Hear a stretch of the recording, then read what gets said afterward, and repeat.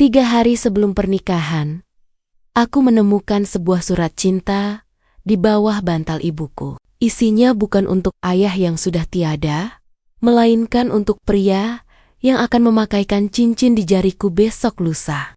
Assalamualaikum warahmatullahi wabarakatuh. Jumpa lagi bersama channel Layar Kehidupan. Semoga bunda semua dalam keadaan sehat, dan jangan lupa subscribe channel ini, biar bunda nggak ketinggalan ceritanya. Langsung saja ini ceritanya yang bakalan buat bunda sedih. Namaku Zahra. Bagiku, kebahagiaan itu sederhana. Melihat Ibu Fatimah tersenyum lebar sambil memandangi kalender yang sudah dilingkari dengan spidol merah. Tinggal 30 hari lagi menuju hari besarku. Hari di mana aku akan mengucap janji suci dengan Fadil, laki-laki yang telah mengisi hatiku selama 3 tahun terakhir. Sore itu, cahaya matahari masuk melalui jendela ruang tamu, menyinari wajah ibu yang sedang sibuk menyulam taplak meja untuk rumah baruku nanti. Ibu Fatimah adalah segalanya bagiku. Sejak ayah tiada 10 tahun lalu, kami hanya hidup berdua. Ibu adalah sosok malaikat yang memberikan restu paling tulus saat pertama kali aku membawa Fadil ke rumah ini. Fadil itu anak baik. Zahra, ibu merasa seperti melihat sosok ayahmu saat muda ada pada dirinya, ujar ibu dengan nada suara yang sangat lembut. Aku tersenyum, menyandarkan kepalaku di bahu ibu yang mulai terasa rapuh. Aku merasa menjadi wanita paling beruntung di dunia. Calon suamiku mapan, penyabar, dan yang paling penting, dia sangat menghormati ibu. Bahkan, Fadil sering datang lebih awal hanya untuk menemani ibu berkebun atau sekadar membawakan martabak kesukaan ibu sebelum kami pergi berkencan. Namun, di tengah suasana yang begitu hangat, aku merasakan sesuatu yang ganjil. Saat Fadil datang sore itu, Ibu Fatimah menyambutnya dengan binar mata yang berbeda. Bukan binar mata seorang calon mertua kepada menantunya, melainkan sesuatu yang lebih dalam, lebih intens. Ibu mengenakan noda gincu merah yang biasanya hanya ia pakai untuk acara pernikahan kerabat. Padahal, kami hanya akan makan malam di rumah. Saat Fadil memuji masakan ibu, jemari ibu tanpa sengaja menyentuh punggung tangan Fadil sedikit lebih lama dari biasanya. Sebuah getaran aneh merayap di tengkukku. Aku mencoba menepis pikiran buruk itu, meyakinkan diri bahwa itu hanyalah rasa sayang ibu yang berlebihan karena ia takut kehilangan anak tunggalnya. Namun, malam itu, saat jarum jam dinding menunjukkan pukul 10 malam, aku terbangun karena rasa haus yang mencekik tenggorokan. Dengan langkah perlahan, aku menuju dapur yang hanya diterangi lampu remang-remang. Langkahku terhenti tepat di depan pintu ruang tengah. Aku melihat Ibu Fatimah duduk sendirian di sofa kayu peninggalan ayah. Di pangkuannya ada sebuah kemeja milik Fadil yang tertinggal saat ia membantu mencuci mobil sore tadi. Aku terpaku. Ibu tidak sedang melipatnya, melainkan mendekapkan kemeja itu ke wajahnya dengan mata terpejam rapat. "Ibu," bisikku lirih, nyaris tak terdengar. Ibu tersentak hebat. Ia segera melempar kemeja itu ke samping, wajahnya memucat di bawah sisa cahaya lampu ruang tamu. Ia mencoba tertawa kecil, namun suaranya terdengar sumbang dan bergetar. "Zahra, belum tidur?" "Nah, ibu hanya sedang merapikan baju-baju." "Ibu pikir ini milik ayahmu." Ternyata milik Fadil. Kilahnya dengan napas yang memburu. Aku hanya diam, mencoba mencerna alasan yang terasa begitu dipaksakan itu. Harum parfum Fadil sangat maskulin dan modern, sangat berbeda dengan aroma minyak kayu putih yang selalu identik dengan almarhum ayah. Ada satu detik yang terasa seperti selamanya saat kami saling bertatapan. Sebuah keheningan yang menyesakkan dada. Keesokan harinya, kecemasanku semakin menjadi-jadi. Fadil datang membawa sebuket bunga mawar putih kesukaanku. Namun, sebelum bunga itu sampai ke tanganku, Ibu Fatimah sudah lebih dulu menyambutnya di depan gerbang. Ibu mengambil bunga itu, menghirup aromanya dalam-dalam, lalu menyelipkan setangkai mawar di sela telinganya sambil tersenyum manis ke arah Fadil. Terima kasih. Terima kasih. Fadil, kamu memang tahu cara membuat wanita di rumah ini merasa istimewa, ucap ibu dengan nada manja yang belum pernah kudengar selama 25 tahun. Aku hidup bersamanya. Fadil hanya tersenyum canggung, melirikku dengan tatapan bingung yang sama besarnya dengan kecurigaanku. Saat itu juga, aku menyadari bahwa kabut yang kulihat kemarin bukan sekadar ilusi, melainkan badai yang mulai mendekat ke arah kebahagiaan kami. Aku melangkah maju, mengambil buket bunga itu dari tangan Ibu Fatimah dengan gerakan yang sedikit terlalu cepat, mencoba mengklaim kembali apa yang seharusnya menjadi milikku. Terima kasih sayang, ucapku pada Fadil, berusaha menjaga nada suaraku agar tetap stabil meskipun jantungku berdegup kencang. Sore itu, kami bertiga duduk di beranda belakang. Ibu Fatimah terus menceritakan masa mudanya, tentang bagaimana ia merindukan perhatian pria yang tulus. Anehnya, setiap kali ia bercerita, matanya tidak lepas dari wajah Fadil. Ia seolah sedang mengirimkan sinyal rahasia yang hanya ia sendiri yang memahaminya.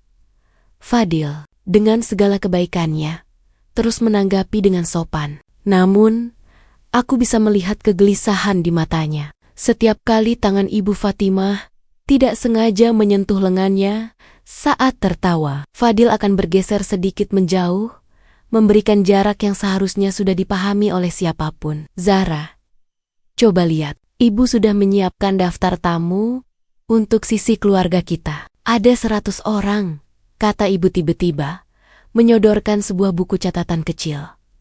Aku membukanya, namun mataku terbelalak. Di halaman belakang buku itu, bukan daftar tamu yang kutemukan, melainkan coretan nama Fadil yang dikelilingi gambar hati yang amat banyak. Tulisan tangan ibu yang biasanya rapi, kini terlihat sangat emosional, seolah ditulis dengan perasaan yang meluap-luap.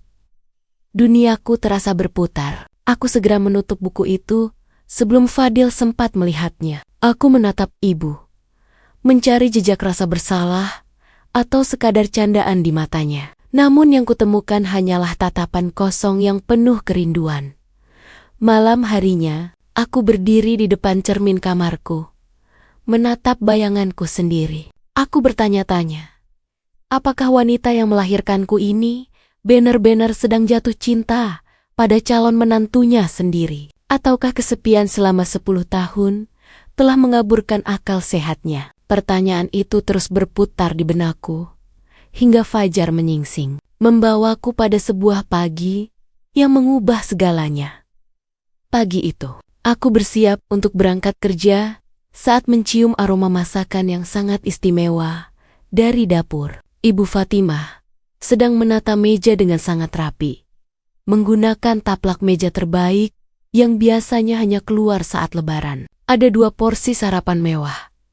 Namun anehnya, porsiku tidak ada di sana. Ibu, aku tidak dibuatkan sarapan, tanyaku dengan nada getir yang tertahan.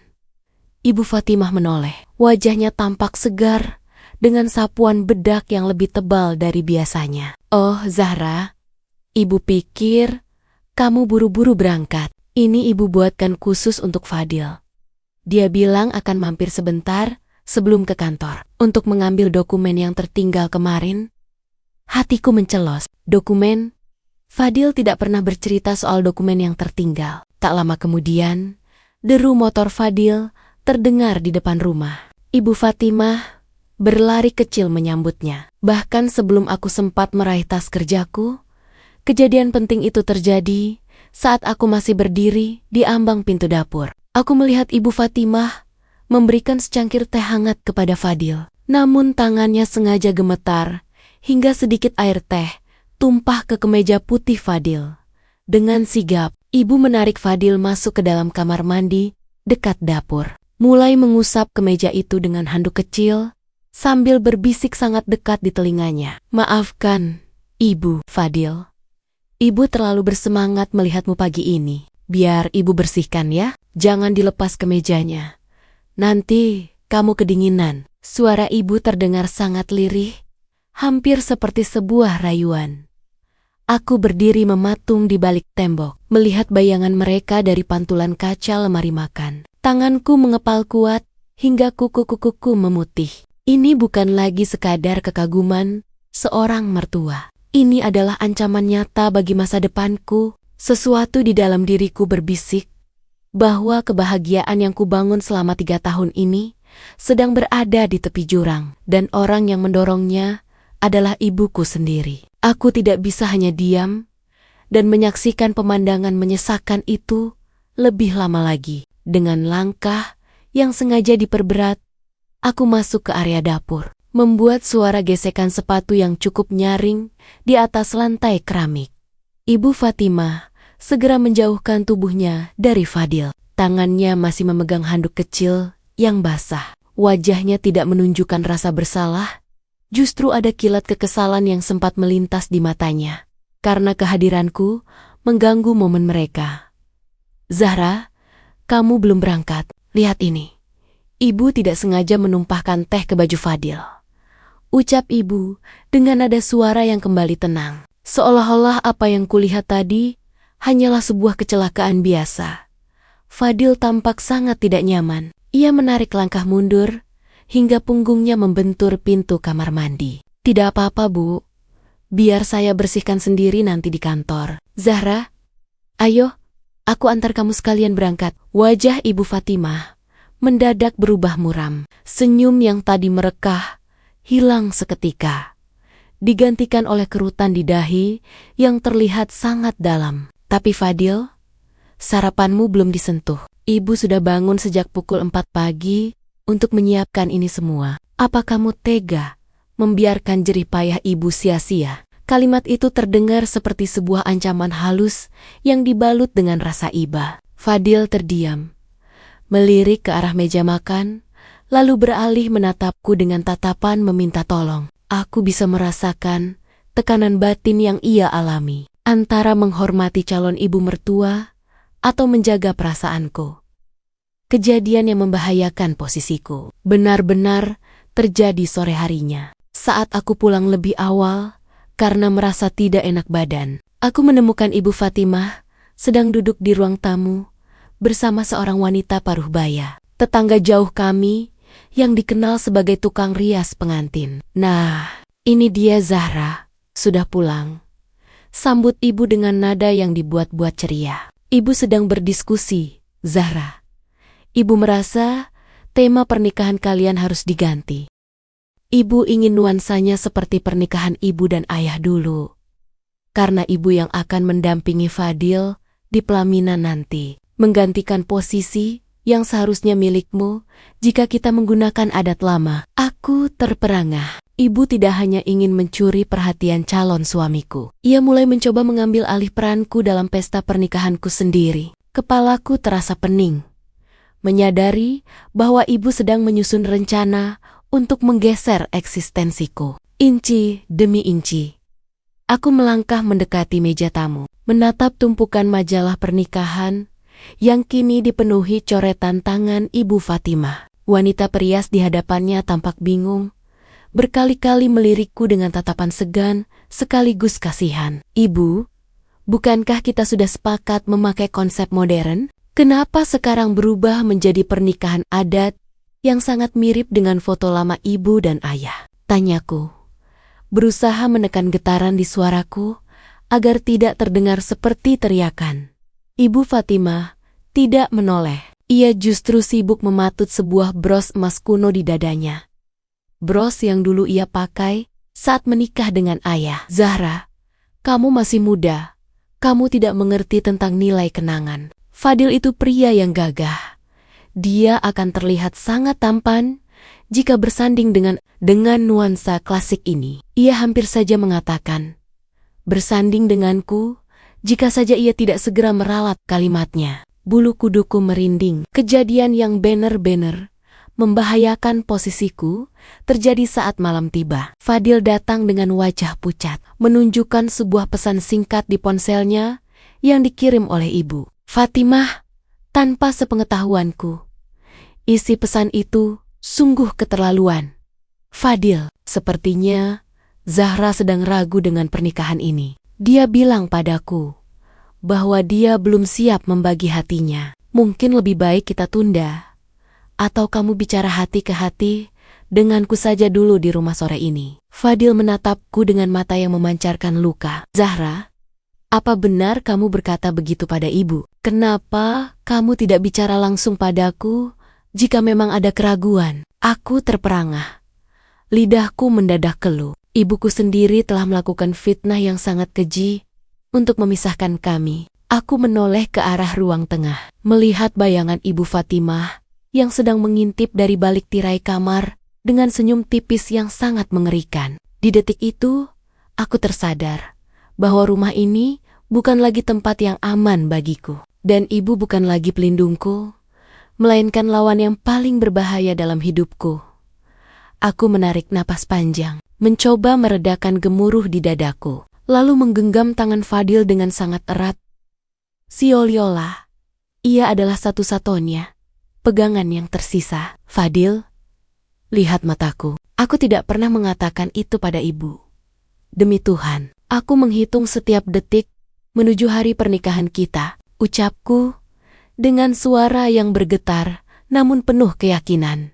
Fadil tertegun, melihat kejujuran yang meluap dari mataku. Ia menoleh ke arah tirai kamar yang sedikit bergoyang, lalu kembali menatapku dengan keraguan yang mulai terkikis. Namun, aku tahu ini baru permulaan. Aku menetapkan sebuah tujuan besar malam itu. Aku harus menyelamatkan pernikahan kami dan membawa ibu kembali ke jalan yang benar, apapun harganya. Keesokan harinya, aku mulai menjalankan rencana pertamaku. Aku menemui Ibu Fatimah di dapur dan dengan tenang mengambil ponselnya yang tergeletak di meja. Aku tidak marah. Aku hanya menatapnya lurus. Ibu, mulai hari ini, semua urusan komunikasi dengan Fadil harus melalui aku. Aku tahu ibu sangat menyayangi kami. Tapi fitnah seperti kemarin tidak boleh terulang lagi, kataku dengan nada yang sangat tegas, namun tetap sopan.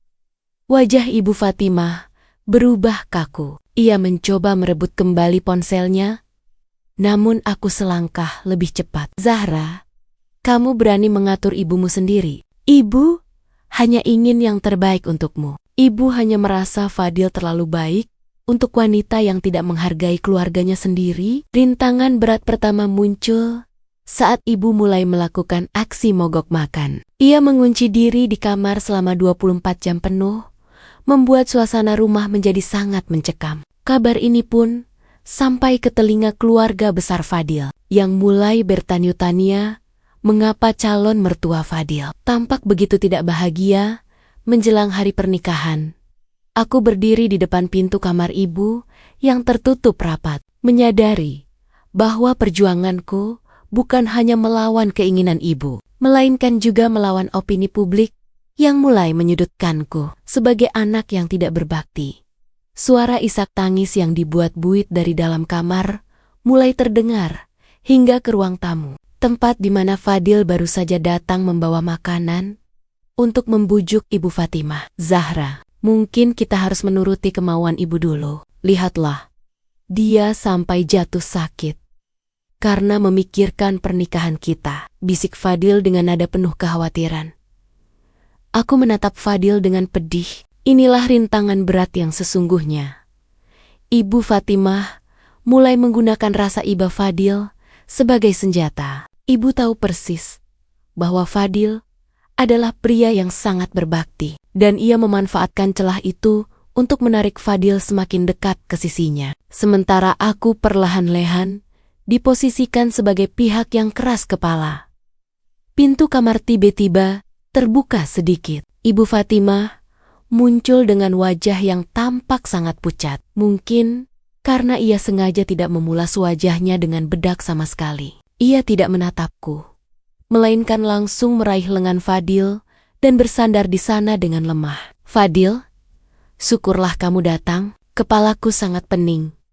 Rasanya duniaku berputar. Hanya kamu yang mengerti bagaimana rasanya menjadi orang tua yang kesepian. Rintih ibu dengan suara yang sangat lemah.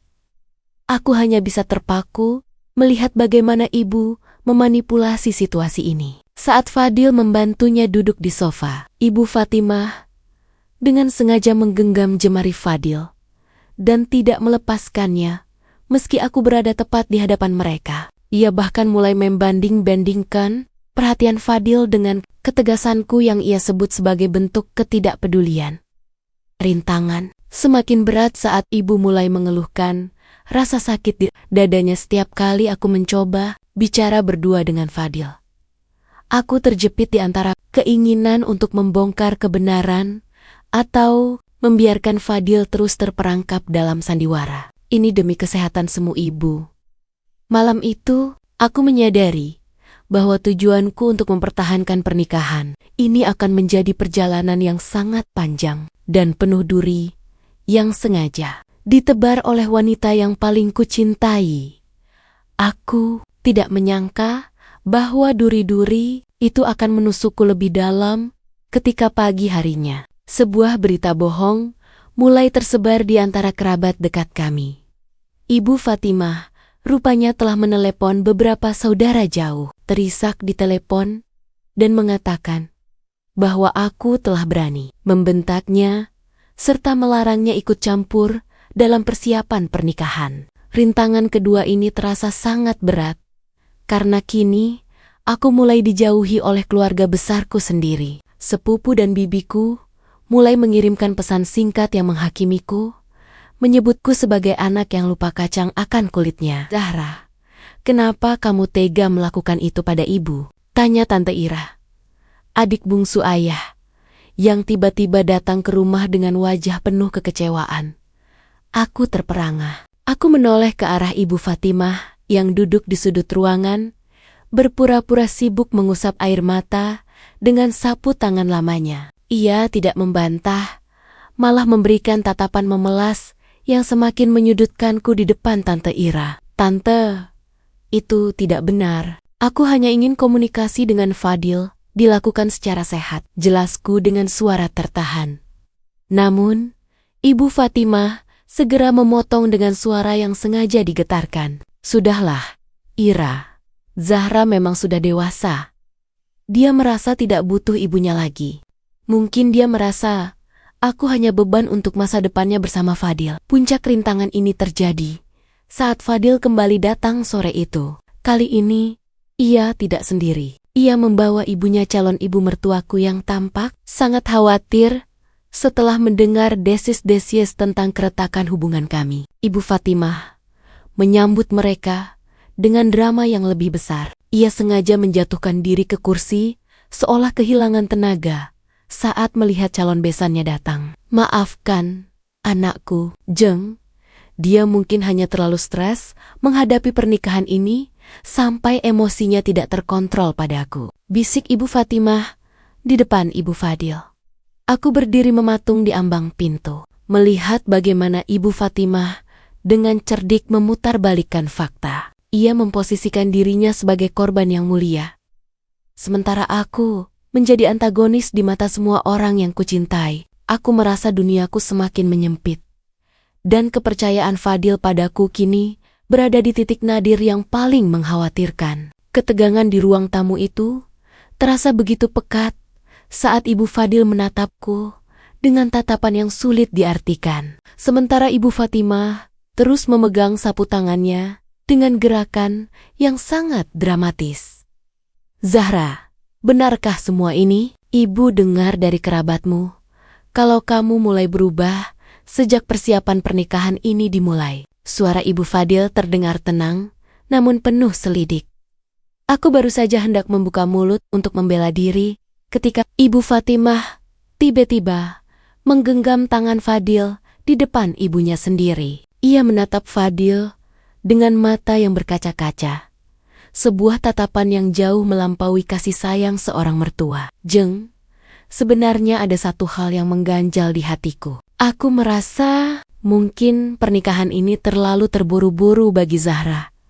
Aku takut ia hanya tertekan, ucap Ibu Fatimah dengan nada yang sangat lembut. namun isinya adalah racun yang mematikan. Fadil, apakah kamu keberatan jika kita bicara bertiga saja nanti malam, tanpa Zahra? Ibu merasa lebih nyaman bicara padamu secara pribadi. Rintangan terakhir ini adalah yang paling menyakitkan. Ibu Fatimah secara terang-terengan mencoba memisahkan aku dari diskusi masa depanku sendiri. Ia ingin mengisolasi Fadil, membawanya ke dalam dunianya, di mana ia bisa terus menanamkan keraguan tentang diriku. Ibu, ini pernikahanku. Kenapa aku tidak boleh ada di sana? Seruku. Akhirnya emosiku pecah juga. Ibu Fatimah langsung memegang dadanya. Wajahnya meringis seolah kesakitan karena suaraku yang meninggi. Lihat Jeng. Lihat Fadil. Dia selalu membentakku jika keinginannya tidak dituruti. Ibu hanya ingin ketenangan di masa tua. Apakah itu salah? Fadil menatapku dengan kekecewaan yang mendalam. Ia berdiri, membantu Ibu Fatimah untuk kembali ke kamarnya, tanpa menoleh sedikit pun ke arahku. Aku berdiri mematung, di tengah ruangan yang kini terasa asing, menyadari bahwa tujuanku untuk mempertahankan hubungan ini sedang dihantam badai yang diciptakan oleh ibuku sendiri. Besok adalah hari-hari penentuan, dan aku tahu, aku harus segera mengambil tindakan sebelum semuanya benar-benar terlambat. Malam itu, rumah terasa sangat dingin, bukan karena hujan, melainkan karena keheningan yang menyesakkan dada. Sesuai permintaannya, Ibu Fatimah mengunci diri di ruang tengah bersama Fadil, sementara aku dipaksa tetap berada di dalam kamarku sendiri. Aku mencoba memejamkan mata, namun telingaku tidak bisa berhenti mencari celah suara dari balik pintu yang tertutup rapat itu. Aku mendengar suara ibu yang sangat lembut, nada bicara yang biasanya ia gunakan untuk menidurkanku saat kecil. Kini ia tujukan untuk pria yang seharusnya menjadi suamiku. Fadil, kamu pria yang sangat dewasa. Ibu sering berpikir, andai saja ibu bertemu pria sepertimu lebih awal, mungkin masa tua ibu tidak akan sepi seperti ini. Suara ibu terdengar samar, namun jelas tertangkap oleh pendengaranku yang tajam. Karena gelisah, jantungku berdegup kencang. Itu bukan kalimat seorang calon mertua. Itu adalah ungkapan hati yang tersesat. Aku bangkit dari tempat tidur, menempelkan telingaku ke daun pintu. Aku ingin mendengar jawaban Fadil, berharap ia akan membela posisiku atau setidaknya menyadari kegilaan ini. Bu, saya sangat menghormati ibu. Saya ingin menjaga Zahra selamanya. Jawab Fadil, terdengar ragu. Tapi, apakah Zahra bisa menjagamu, Fadil? Dia begitu keras kepala. Ibu hanya takut kamu akan menderita bersamanya. Ibu lebih mengenal karakter anak ibu sendiri. Mungkin, pernikahan ini memang bukan jalan keluar yang tepat untukmu saat ini. Ibu membalas dengan bisikan yang penuh manipulasi. Duniaku serasa runtuh. Usahaku untuk bicara baik-baik, kesabaranku menghadapi aksi mogok makannya, semuanya seolah menguap sia-sia. Aku menyadari bahwa Fadil mulai goyah di bawah pengaruh kata-kata ibu yang dibungkus dengan topeng kepedulian. Ini adalah awal dari kegagalanku. Ketika orang yang paling kupercaya mulai meragukan aku karena hasutan ibuku sendiri, aku tidak bisa lagi bersembunyi di balik pintu kamarku. Dengan keberanian yang tersisa, aku memutar kenop pintu dan melangkah keluar menuju ruang tengah. Pemandangan di depanku membuat jantungku seolah berhenti berdetak. Ibu Fatimah sedang menggenggam kedua tangan Fadil, menatapnya dengan binar mata yang tidak seharusnya dimiliki oleh seorang ibu kepada calon menantunya. Fadil tampak membeku. Wajahnya dipenuhi kebingungan dan rasa sungkan yang luar biasa. Ibu, apa yang ibu lakukan? Suaraku bergetar, memecah keheningan yang menyesakkan itu. Ibu Fatimah melepaskan tangan Fadil dengan perlahan, namun ia tidak tampak malu. Ia berdiri, merapikan tatanan rambutnya, lalu menatapku dengan sorot mata yang dingin sangat berbeda dengan tatapan memelas yang ia tunjukkan pada Tante Ira kemarin. Zahra, kamu tidak seharusnya menguping pembicaraan orang tua, ucap ibu dengan nada datar yang mengerikan. Fadil berdiri, mencoba menengahi. Zahra, ibu hanya sedang bercerita tentang masa mudanya. Jangan salah paham. Salah paham. Fadil, ibu baru saja memintamu memikirkan ulang pernikahan kita, teriakku. Air mata mulai mengalir deras di pipiku. Ibu, katakan dengan jujur di depan Fadil, apa sebenarnya yang ibu inginkan? Kenapa ibu mencoba merusak kebahagiaan anak kandung ibu sendiri? Ibu Fatimah terdiam sejenak. Ia menarik napas panjang. Lalu dengan suara yang sangat tenang, namun tajam, ia menjawab, karena aku merasa Fadil adalah milikku yang hilang. Zahra, dia adalah sosok yang dikirim Tuhan untuk menggantikan kekosongan hatiku selama 10 tahun ini. Kamu masih muda. Kamu bisa mencari pria lain. Tapi ibu sudah tidak punya waktu lagi. Pengakuan itu meledak seperti bom di tengah ruangan. Fadil mundur selangkah. Wajahnya memucat pasi. Ia menatap Ibu Fatimah dengan tatapan tidak percaya, lalu beralih menatapku dengan penuh rasa bersalah. Rahasia yang selama ini tersimpan di balik kabut, kini terungkap dengan sangat telanjang. Ibuku sendiri, wanita yang melahirkanku, baru saja mengakui bahwa ia ingin merebut calon suamiku demi kepentingannya sendiri. Kata-kata itu menggantung di udara, terasa lebih dingin dari es dan lebih tajam dari sembilu. Aku menoleh ke arah Fadil, berharap ia akan tertawa dan menganggap ini semua hanyalah lelucon buruk. Namun yang kulihat hanyalah kehancuran di matanya. Ibu, apa yang ibu katakan? Suara Fadil nyaris berbisik, seolah ia baru saja kehilangan kemampuan untuk bernapas. Ibu Fatimah tidak bergeming. Ia melangkah mendekati Fadil, mengabaikan kehadiranku yang berdiri mematung di samping meja makan. Fadil, kamu pria yang peka. Kamu pasti merasakannya setiap kali kita bicara. Zahra terlalu sibuk dengan dunianya, sementara aku yang selalu menunggumu di sini dengan ketulusan. Aku merasa lambungku mual. Undangan sudah tersebar, catering sudah dipesan, dan gedung pernikahan sudah siap dihias untuk besok lusa. Namun, di hadapanku, rencana masa depanku sedang dipretensi oleh obsesi yang tidak masuk akal. Cukup, Bu, teriakku.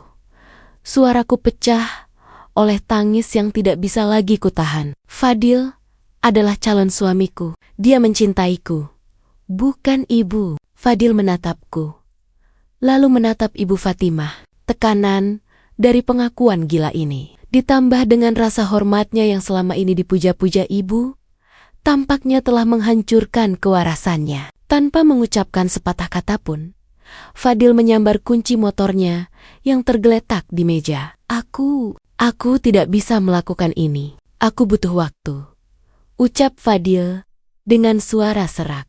Ia melangkah keluar rumah dengan terburu-buru. Aku berlari mengejarnya sampai ke teras, meneriakkan namanya berkali-kali. Namun, deru mesin motornya segera menelan suaraku. Fadil pergi, menghilang di kegelapan malam, meninggalkanku sendirian di depan pintu rumah yang kini terasa seperti penjara. Aku jatuh terduduk di lantai teras, menyadari bahwa di detik-detik terakhir menuju hari bahagiaku, pria yang kucintai telah pergi karena beban batin yang diberikan oleh ibuku sendiri.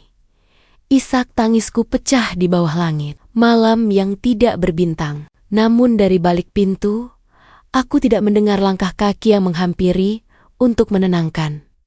Justru, Ibu Fatimah berdiri tegak di ambang pintu. Tidak ada lagi raut wajah, pucat, atau rintihan sakit yang ia gunakan untuk memanipulasi Fadil. Ia menatapku dengan tatapan dingin, seolah-olah aku adalah orang asing yang menghalangi jalan kebahagiaannya. Berhentilah menangis, Zahra. Kamu hanya mempermalukan dirimu sendiri, ucap ibu dengan suara datar yang menusuk kalbu. Ibu, bagaimana ibu bisa setega ini? Besok lusa adalah pernikahanku, seruku di sela isak tangis.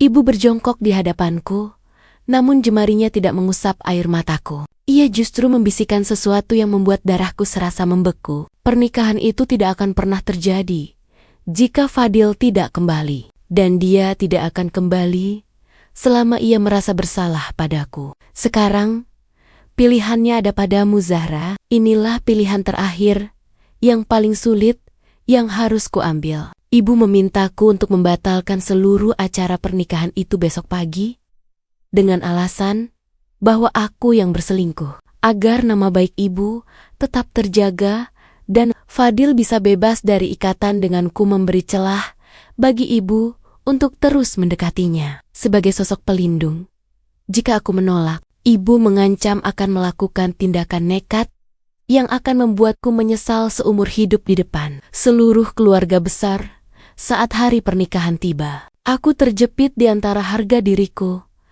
cinta pada Fadil yang kini menghilang, dan keselamatan nyawa wanita yang telah melahirkanku. Semua usahaku gagal total. Malam ini, aku harus memutuskan, apakah aku akan menghancurkan namaku sendiri demi menuruti kegilaan ibu, atau aku harus merelakan segalanya dan pergi menjauh dari rumah yang kini terasa seperti neraka ini. Aku bangkit dengan sisa tenaga yang ada, mengabaikan tatapan dingin Ibu Fatimah, lalu melangkah masuk ke dalam kamar almarhum ayah yang sudah terkunci selama bertahun-tahun.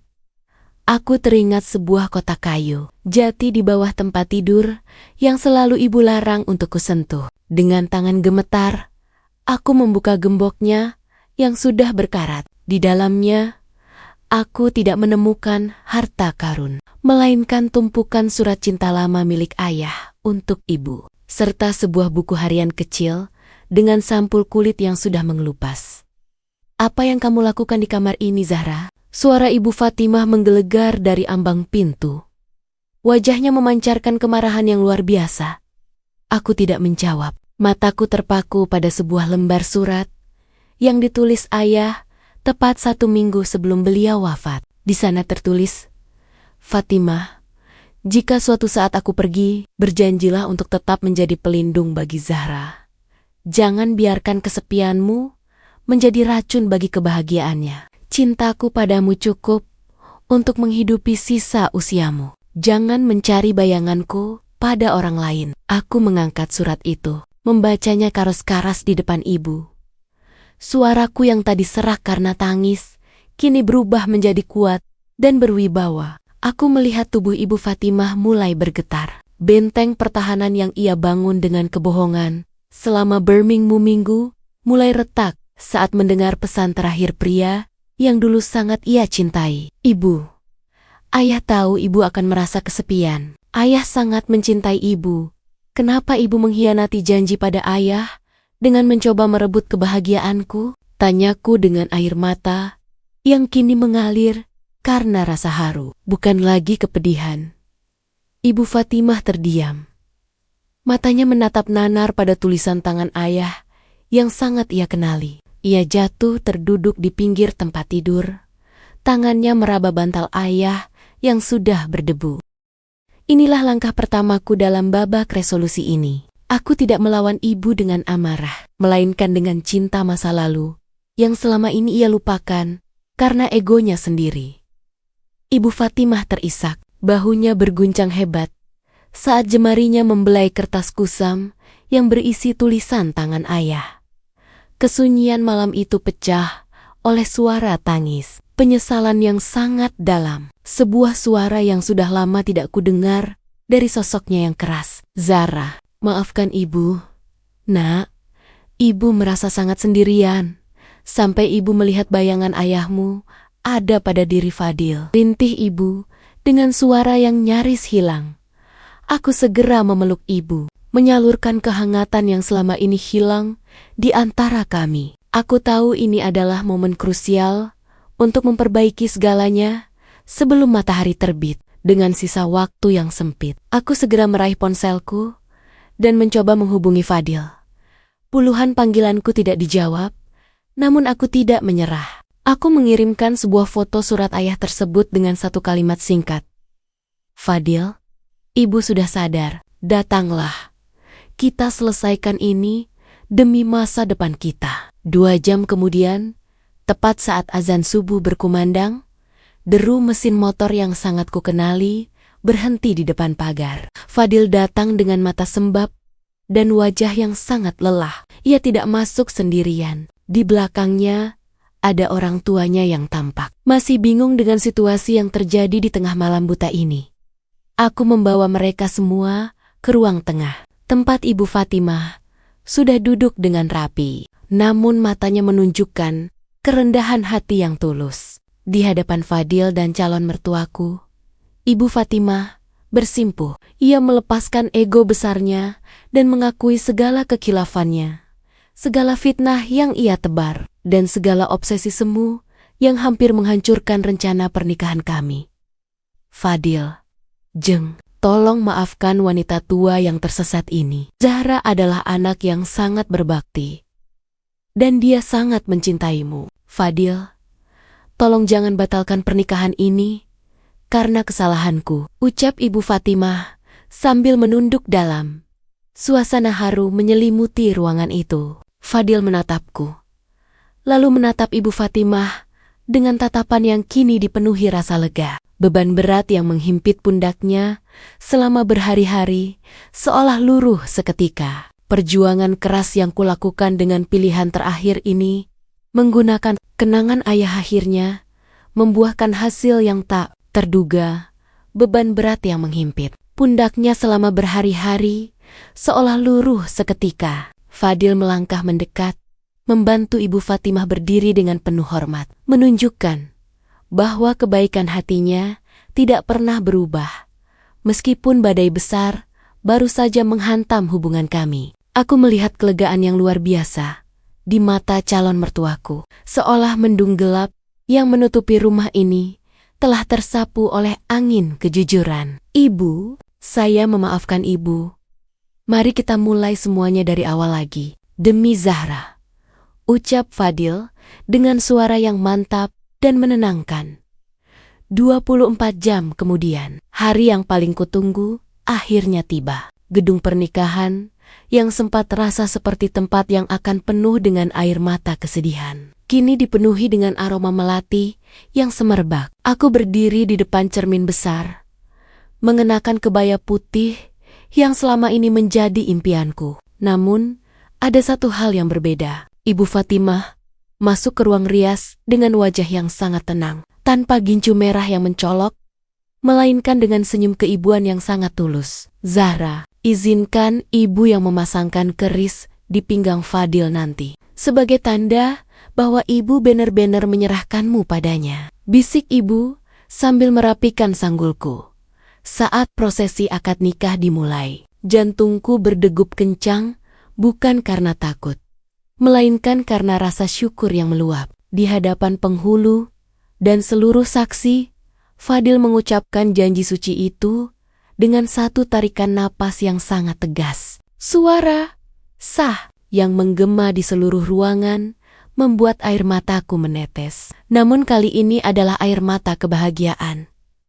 Ibu Fatimah berdiri di sampingku, menggenggam tanganku erat-erat. Saat kami bersimpuh di kakinya untuk memohon doa restu, Ibu membisikkan doa yang sangat panjang, memohon ampunan dan keberkahan bagi rumah tangga kami. Inilah akhir yang membahagiakan, yang sempat kupikir mustahil untuk diraih. Aku dan Fadil kini resmi menjadi suami istri, dengan restu yang tidak lagi tercuri, melainkan restu yang telah dimurnikan kembali oleh kejujuran dan cinta yang sesungguhnya. Namun, kehidupan setelah hari besar itu bukanlah tentang pesta yang berakhir, melainkan tentang membangun kembali fondasi rumah yang sempat retak karena badai obsesi. 1 bulan pertama pernikahan kami, suasana di rumah terasa sangat berbeda. Ibu Fatimah tidak lagi mengenakan riasan tebal atau mencoba menarik perhatian Fadil dengan cara yang salah. Sebaliknya, ia sering menghabiskan waktu di kamar almarhum ayah, membaca kembali surat-surat lama yang menjadi penyelamat hubungan kami. Aku melihat perubahan besar pada diri ibu. Ia mulai belajar menerima kenyataan bahwa kasih sayang tidak selalu harus berarti kepemilikan. Zahra, Fadil, Ibu ingin bicara sebentar, ucap ibu suatu sore saat kami sedang bersantai di ruang tengah sambil menikmati teh hangat. Fadil meletakkan cangkirnya, menatap ibu dengan penuh hormat. "Ada apa, Bu? Apakah ada yang ibu butuhkan?" Ibu Fatimah tersenyum kecil.